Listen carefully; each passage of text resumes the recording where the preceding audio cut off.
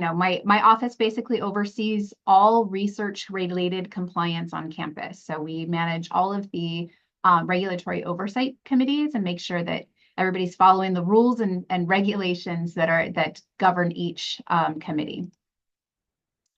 Let me go here. All right. So again, Office of Research Regulatory Affairs, or ORA, is what I call it.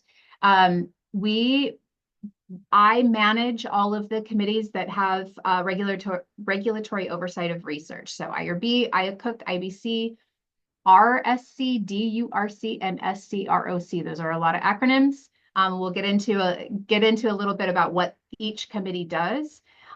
We also manage all of the platforms related to research. So the IRB Net platform, I'm not sure if you're familiar with that. That's our submission platform for IACUC, IBC, and IRB submissions. So that's basically the communication platform from the PI and their team and the committee that oversees and reviews the research protocol. My office also manages all compliance training through the city platform. So again, I know that we take responsibility for onboarding research faculty, students, and staff. And that includes registering each of you for the appropriate compliance training for whatever scope and role in research that you take. My office also manages all research integrity. So research misconduct reporting. I am the research integrity officer on campus. So we're going to get into a little bit about what research misconduct is. And, basically our rule is if you see something, say something. So if it falls under that, the realm of research misconduct and you're not quite sure while you're participating in research, something you can reach out to my office and we can have a discussion about it. Conflicts of interest management, all policies, and we consult on all research, any university related policy that might affect our research community. Again, research onboarding and any research volunteers on campus. So we have a very busy office, I will say. This, again, I'm glad that this is being recorded, and I can share this handout with you, Natalie, so you can share it with the students. But this is my team. So it's myself, and then I have two others, Miss Linda Martinez. She is primarily on the Pomona campus and handles mostly all the communication between for IRB. We also have Miss Ariana Cast, and she is on our our Lebanon campus. And she is, not only does she work for the Office of Research Regulatory Affairs, but she also works for the Office of Animal Resources and works in the vivarium space up there. So importance of regulatory oversight and research. So mainly it's compliance, right? Ensuring that the researchers adhere to all the necessary regulatory standards and ethical guidelines for human, animal research. So all subjects in research, chemical safety, waste disposal, all of that. And making sure that our institution complies with all federal, state regulations and institutional policies. So OLA, Office of Lab Animal Welfare, Office of Human Research Protections, NIH, BMBL guidelines, CDPH, RHB, which is our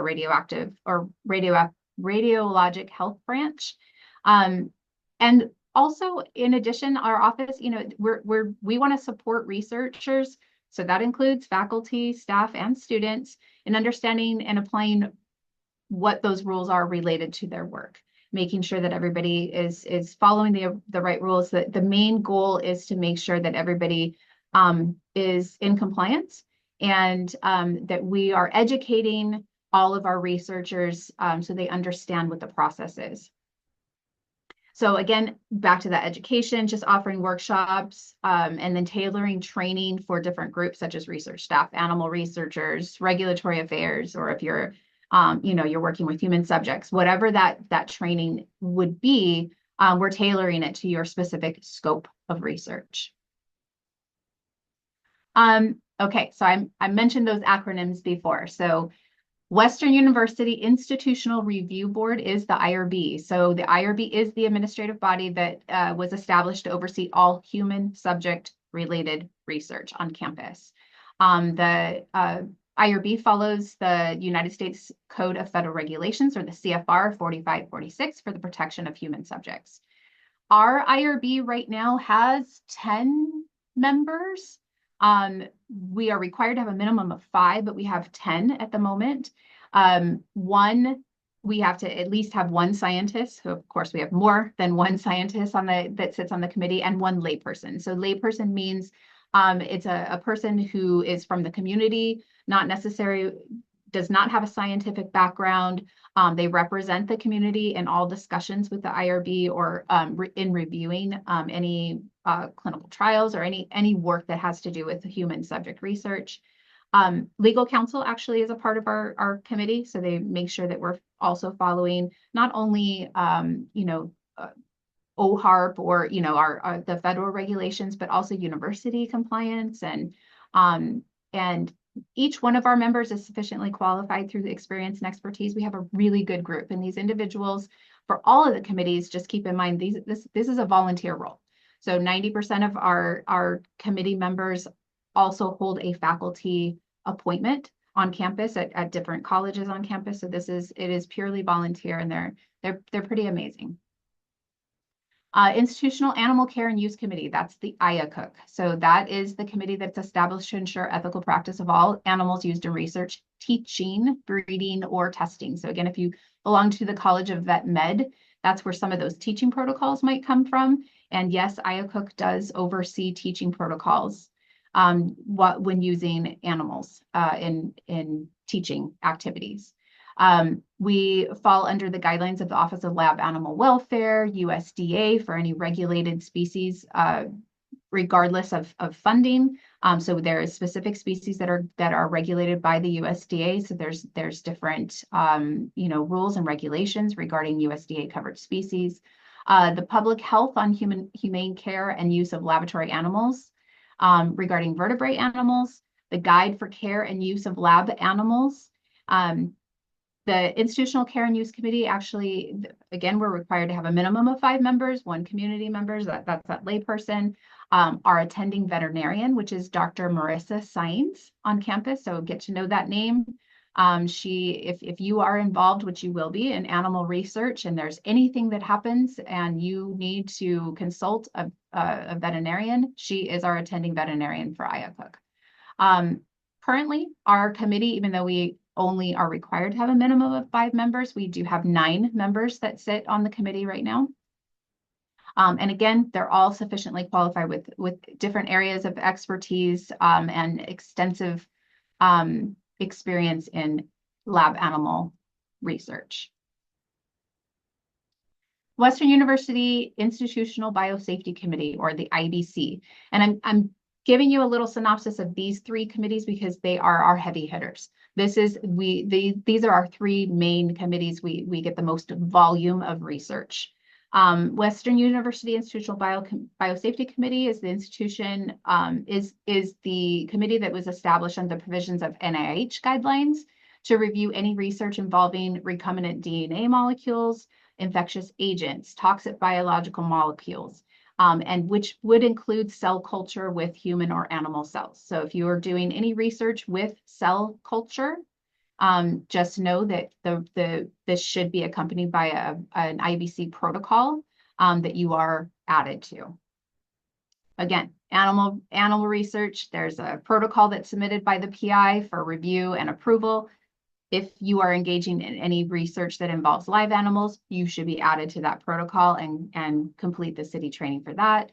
Human subject research, again, IRB would have a protocol application you would need to be added to. All of them, you have to be added to these protocols. So just keep in mind, as a student, you would need to be added to these protocols before you can engage in that research. So again, these are PI responsibilities to make sure that you're added to the appropriate protocols, but I would keep it in mind. So again, see something, say something, and ask questions, because you should be shared that protocol. You should know what type of research that you're engaging in, and you should ask these types of questions of the PI, or if you're unsure, the PI should be able to provide that information to you pretty quickly.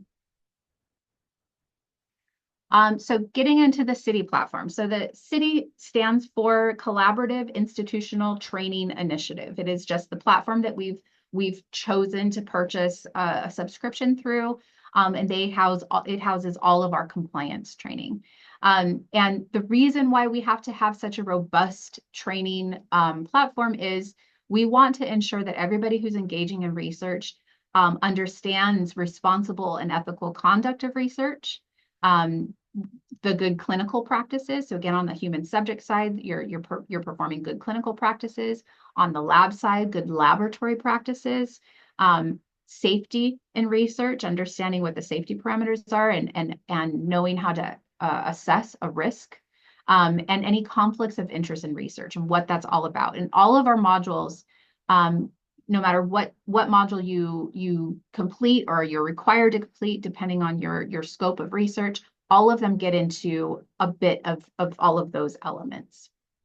As most of you have already known, I'm assuming everybody on this call has completed their city training, right? Everybody? Okay. So again, as you're all aware, Office of Research Regulatory Affairs oversees and manages the city program. We are the ones who register you. Once you're registered, you receive an email to log in and complete the complete the training that has been assigned to you. For city, what's required? So all researchers, so all of you, were required to complete that responsible conduct of research course. So that gets into that, going into what the ethical and responsible conduct of research is. Conflicts of interest is also required. So those are the main, so anybody on campus conducting any type of research are required to take those 2 courses, no matter what type of research you're engaged in. If you require access to any of our lab space, if you're working with animals, if you're working with biological materials, if you're working in a lab or vivarium space, you are required to take the Good Laboratory Practices basic course and the Laboratory Chemical Safety course. In addition to that, you are required to complete the Occupational Health and Safety course, and everyone is supposed to submit a health assessment report to the Student Employee Health.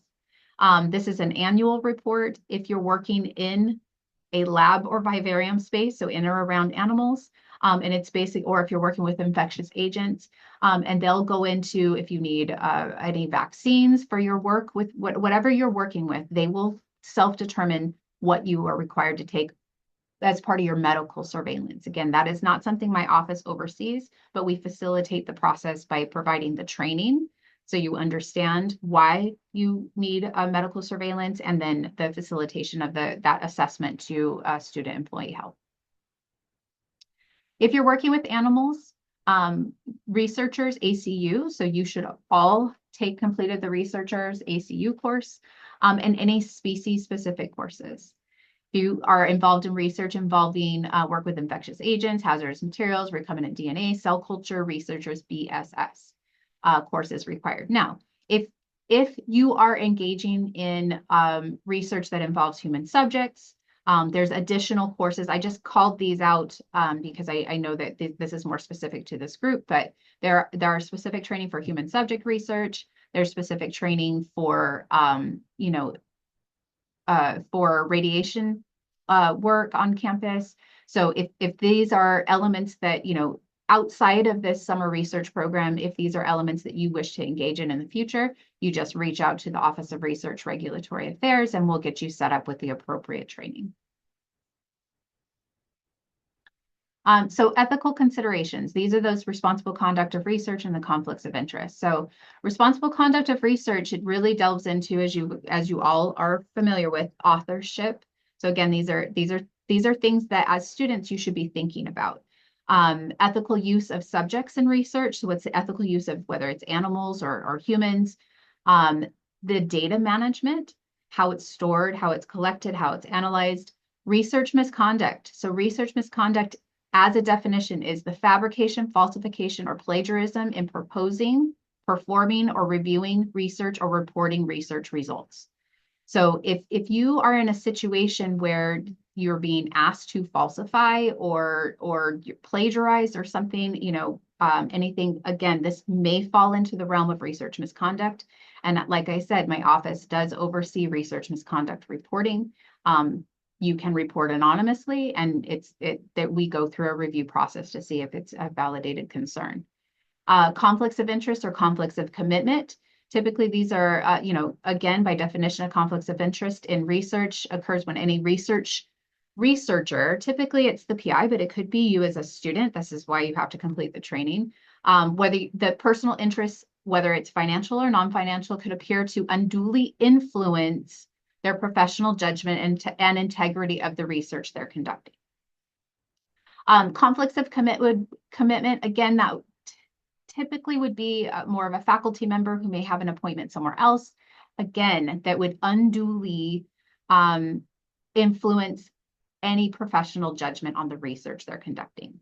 So if they have, a company where they're getting some sort of lab materials or something, and the company may financially benefit from the research being, developed in a positive way, that could potentially be a conflict of commitment or a conflict of interest. Safety risk mitigation. So that good laboratory practices that goes into standard operating procedures, making sure that the lab that you're working in has a very set standard operating procedure. You understand, down from where is the biosafety hood? How does it work? Where are the eye wash stations? What happens? What is the emergency response system? Who do I call in the event of an emergency? Who do I contact in the event of a spill? All of those, both the good laboratory practices and the laboratory chemical safety, kind of delve into that, because these are things that you should be aware of. Training, the appropriate safety training and security. This would be for high-level labs like BSL-3 or BSL-4 lab spaces. Laboratory chemical safety. So again, the fundamentals of lab chem safety, understanding and recognizing what hazards are in a lab space. Your PPE, your protective equipment, right? What do you have to wear? A mask, goggles, what do you have to wear? The gloves, what type of gloves do you have to wear? And they are very specific to your type of research. So what do you have to put on to protect yourself to conduct that type of research?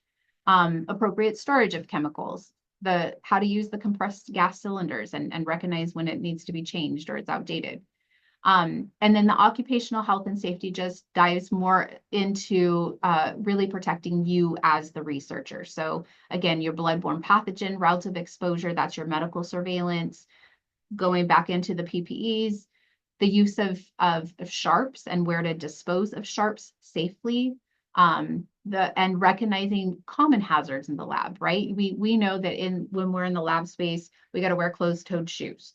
We shouldn't be eating or drinking in the lab space. We shouldn't bring our phones into the lab space. So again, just common items that we should understand as basic lab safety. And then we go into the regulatory requirements, which is the researcher's BSS, researcher's ACU, and any species-specific courses if you're working with animals in the vivarium space. So researcher's BSS is required if you are conducting research that involves any infectious agents, recombinant DNA, cell culture, and it goes again through, and it all seems to be redundant, but again, the information that you're receiving is important, that you should hear it on a repetitive basis. You should understand it. It should become second nature to you. So again, the bloodborne pathogens and how the exposure route or the risk to exposure, your medical surveillance. Researchers BSS also goes into the importance of IBC oversight, why we have a committee that reviews all of these protocols and makes sure that we're following a strict guidelines of safety standards. The same with researchers ACU. So that actually goes more into, again, assessing and managing and alleviating any pain and distress of the animals that you're working with. So lab animals, understanding their body temp and weight, and if they're, what their appearance and behavior is, if there's any distress. Understanding the role of the IACUC. Again, the committee that has the oversight and ensuring the ethical and humane care of animals. What the PI responsibilities are, and definitely reporting any animal welfare concerns. So if you're working with animals in research, IACUC is mandated to have what we call an anonymous report button. So it's similar to the research misconduct button. But if you see any animal or feel that there's any animal welfare concerns that need to be reported or any issues of noncompliance, you would use the anonymous report button to report directly to the IACUC office so we can start the process for review. In addition to, the species specific courses, if you're working with swine in research, we have a species specific course for swine. And again, that goes into the details of assessing, managing, alleviating pain, distress, body temp, weight, appearance, behavior for swine. And we have species specific courses for each animal that are actually at Western U. Once you've completed your city training, we ask for you to please upload your certificate to a IRB-Net user profile. This will allow you to be easily linked, your training to be easily linked to any protocol that you've been added to. So maybe not today. I'm not, if you've been added to a protocol that you're working with Dr. Agrawal, Dr. Thankum, Dr. Rai, they would be able to submit an amendment, write your name down, and easily link your training, because that's what we're looking for. We want to make sure that you've completed all the necessary training before you go into the lab space.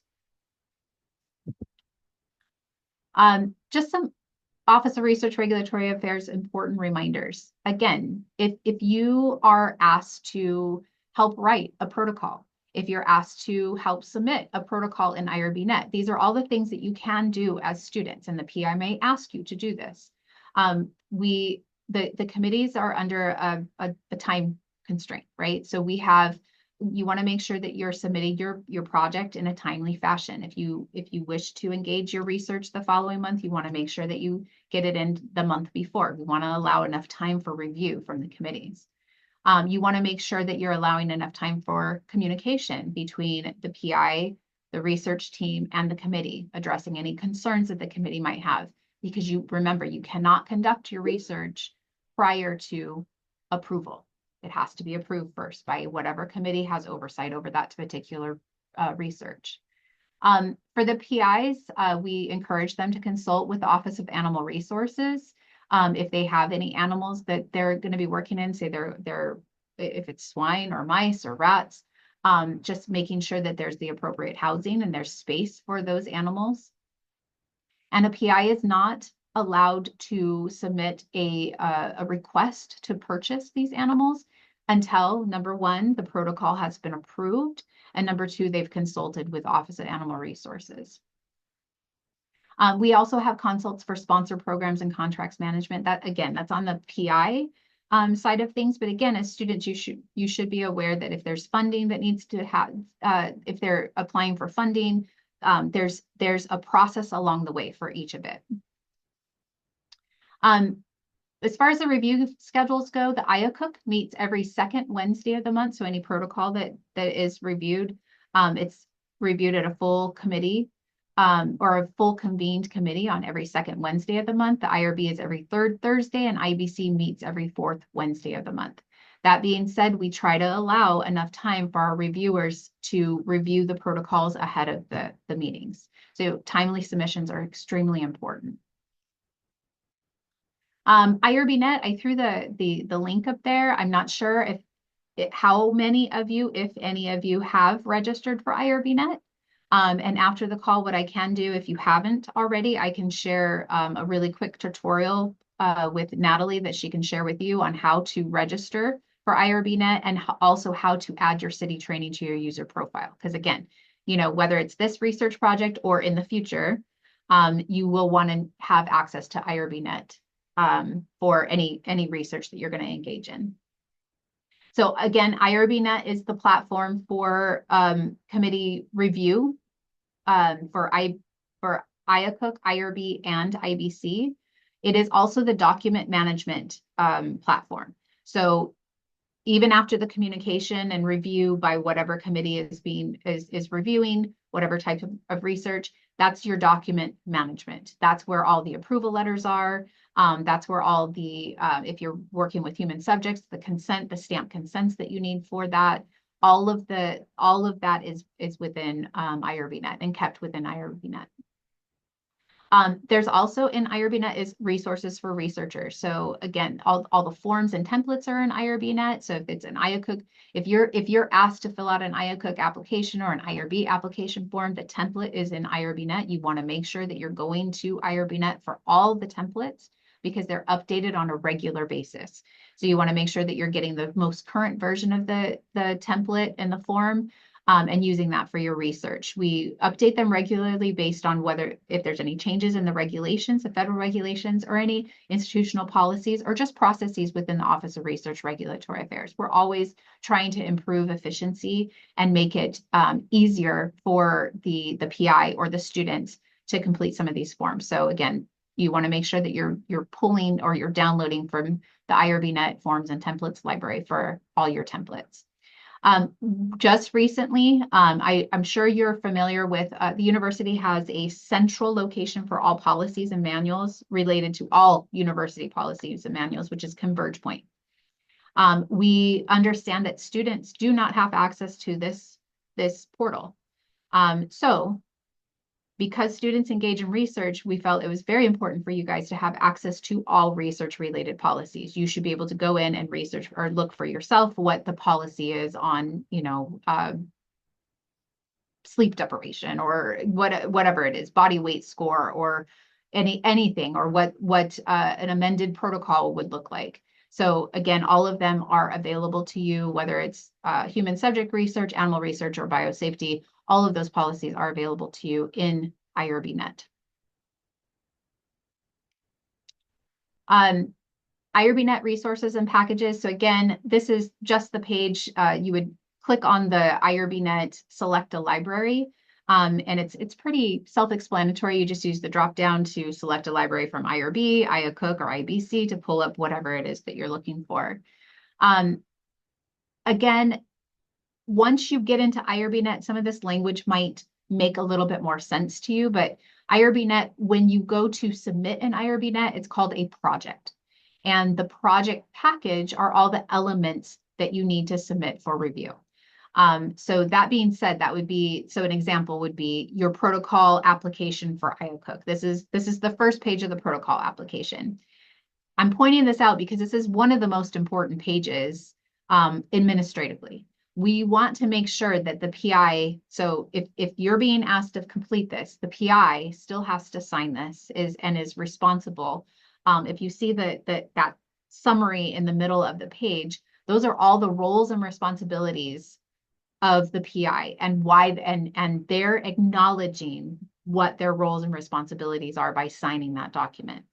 In addition to the PI signature, the dean or associate dean of research, whoever the signatory is for that department or college must sign in addition to. And again, that's really just kind of reiterating that they understand what the person who's going to be, has taken the responsibility as PI, understands their roles and responsibilities. And if there's any, because if there's any issue of non-compliance, that dean will be notified. So that they're aware that this project is going on. So again, very important pieces right there.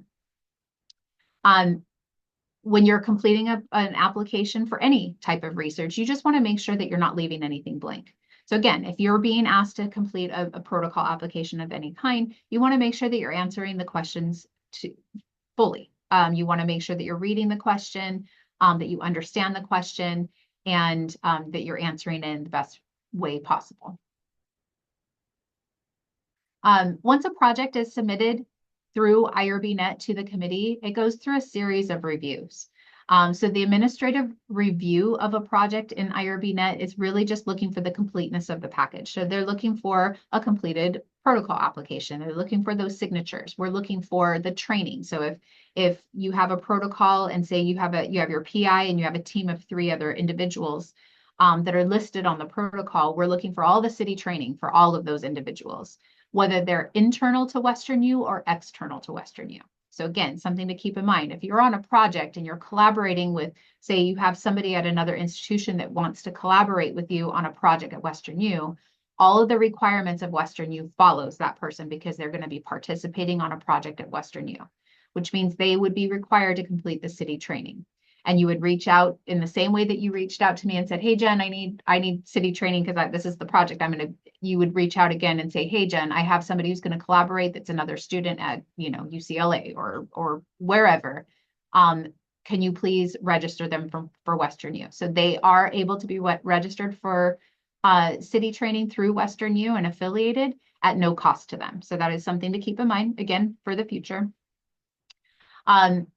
Vet verification is for IACUC protocols. So again, that's an administrative review. Our attending vet, remember Dr. Marissa Sines, she reviews all of the protocols before the committee reviews them. And she goes over any concerns, any animal welfare concerns.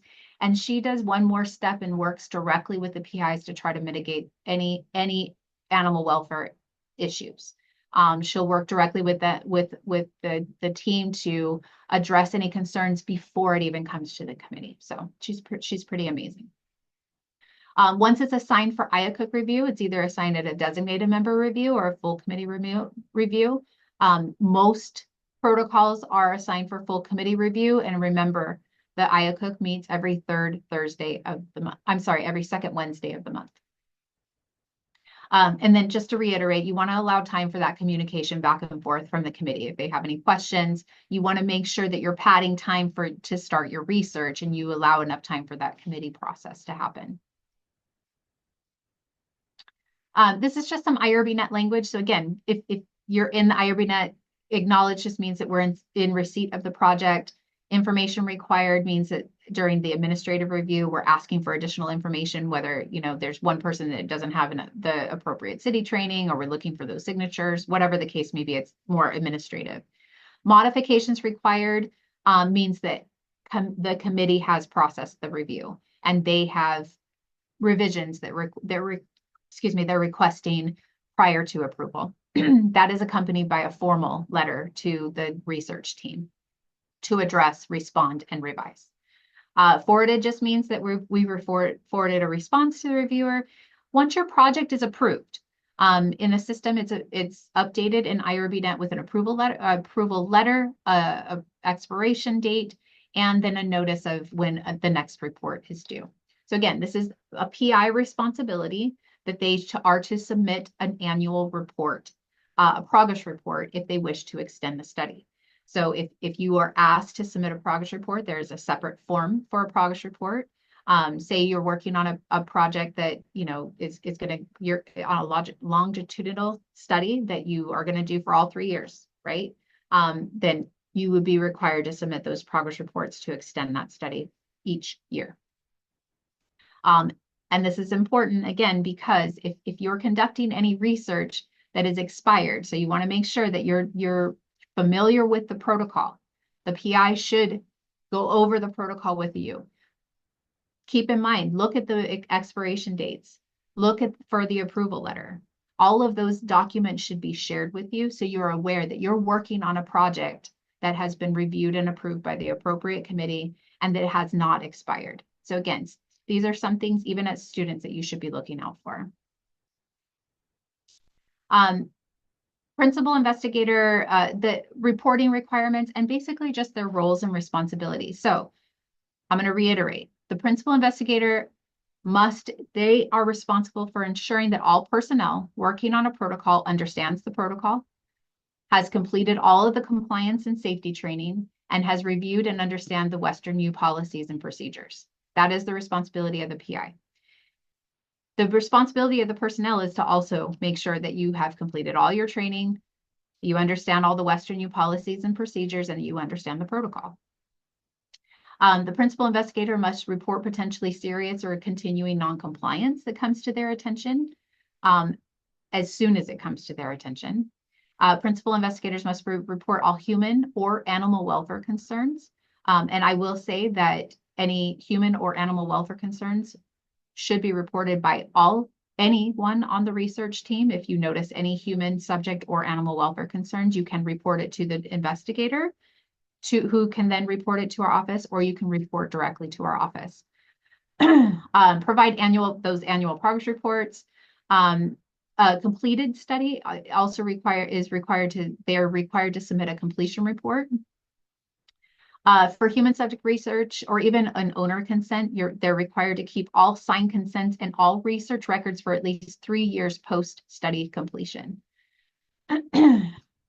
And that actually concludes my presentation. So I'm going to share this again with Natalie.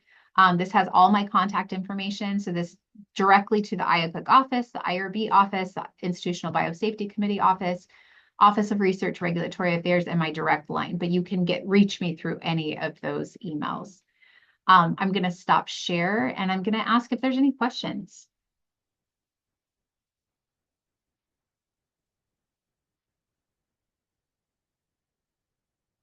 No? How are you all feeling about this research? Are you excited about it? Yeah? And what have you done so far? I know this is day 1, right? Or this is day 2? Day 2. Have you visited the labs yet? Yeah. Okay. And no questions? No? No? All Not right. yet. I'm sure we'll have some coming up. Okay. Well, yeah, please don't hesitate to reach out to myself, my office. We're happy to help. I tell everybody I probably work more often than I should. I'm available more often than I should be via Teams, via email. It comes up on my phone, even on the weekend. If you have any questions or you have any concerns, please don't hesitate to reach out to me and I will respond as quickly as I can, which is pretty quickly. Um, but yeah, I enjoyed presenting to you and look, you guys have the rest of your afternoon. I know we were scheduled at 3:30. I didn't think it was going to go that far. So I hope that makes your day. Natalie, was there anything else that you need me to go over? Uh, no, yeah, thank you so much. I know like this presentation is really important because many of our students this is like their first time in research. So Yeah. um, definitely those questions will probably arise as they really dive into their research and into the labs. Um, but you have been so helpful not only with our students but with us and assigning the CD training because even I had to do the training and it was my Yeah. first time learning about the different committees and stuff that go through. Um, but just some updates for the students. Um, hopefully, we've all completed our city training so we get the lab access. And they also have, because there was a webinar earlier today at 10 a.m., which I know since the first year students had mandatory events, they weren't able to go at 10 a.m. Oh, So I'm going to link that for them really quick in the chat. This is this is our website. That's the website, and then the webinar is at the bottom. So just make sure you're also watching that webinar. And then also the payment requisition form. I think most of y'all already gave it to me.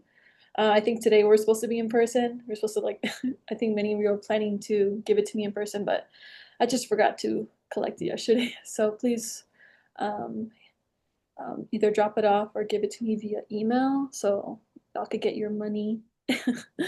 And I think that's it for announcements. Yeah.